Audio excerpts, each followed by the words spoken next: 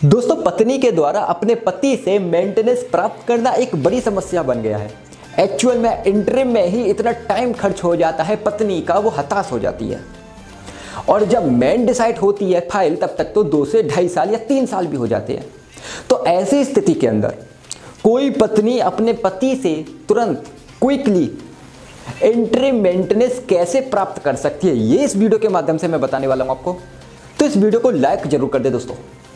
तो सबसे पहले जो सुप्रीम कोर्ट है उसके नंबर ऑफ जजमेंट है, जिसमें सुप्रीम कोर्ट ने यह बात कही है कि जब पत्नी ने आवेदन किया, आवेदन करने के बाद पति को समन डिलीवर हो गया और पति कोर्ट के अंदर अपीयर हो गया।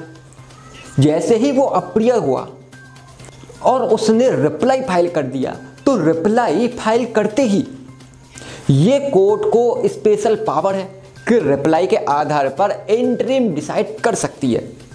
अब दोस्तों, टाइम कितना हो जाता है ये देख लेते हम, क्योंकि कानून में ये प्रोविजन है 125 सीआरपीसी के अंदर कि जब पत्नी अपने पति से खर्चे के लिए आवेदन करती है या अपने बच्चे के लिए आवेदन करती है, तो जब उसको नोटिस डिलीवरी हो गया, नोटिस डिलीवर होने के 60 दिन के अंदर अंदर उस पति से इंटरिम का ऑर्डर कर देना चाहिए पत्नी को। ये तो कोर्ट पे लॉ कह रहा है। लेकिन जब जजमेंट आए तो जजमेंट के अंदर ये बात नजर आ रही है, जो मैंने आपको जजमेंट बता रहे हैं, सुप्रीम कोर्ट के कई जजमेंट आ चुके हैं। तो सुप्रीम कोर्ट ने कहा कि रिप्लाई फाइल आते ही, यानी जब वो आ गया है तब नहीं कर रही कोर्ट, अब रिप्लाई वो कितने टाइम में पेश कर रहा है वो प्रश्न बन जाता है। तो कोशिश ये की जाए कि उसका जो पति का रिप्लाई है वो जल्द से जल्द आए आपके आवेदन के लिए। जो आपने आवेदन किया उसके अगेंस्ट में पति रिप्लाई फाइल करेगा। अब रजनीश वर्सेस नेहा वाले जजमेंट के अंदर ये कॉन्सेप्ट बिल्कुल क्लियर कर दिया गया है कि भाई अब स्वयं व्यक्ति खुद अपनी आय को शो करेगा कोर्ट के समक्ष, जो वो काम करता है उससे वो कितना कमाता है। तो ये पॉइंट मैंडेटरी है, मतलब इस जजमेंट के अनुसार पेश करना श्वेत पत्रों को। तो अब कोर्ट की नज़र में आ जाती है ये बात कि भाई कितना कमाता है, रिप्लाई फाइल आती, तो कोर्ट को इजी लगता है तो वो अपने विवेक अनुसार जजमेंट कर सकती है। कितना भी 2 चीज़ें देखेगी उसके अंदर कि उसकी आय क्या है और वो उस व्यक्ति की प्रतिष्ठा वो कितना, मतलब बैकग्राउंड में कितना अच्छा है, कैसी बैकग्राउंड उसका फैमिली बैकग्राउंड, जितना ज़्यादा अच्छा होगा बैकग्राउंड के अंदर उतना ज़्यादा मेंटेनेंस बनेगा।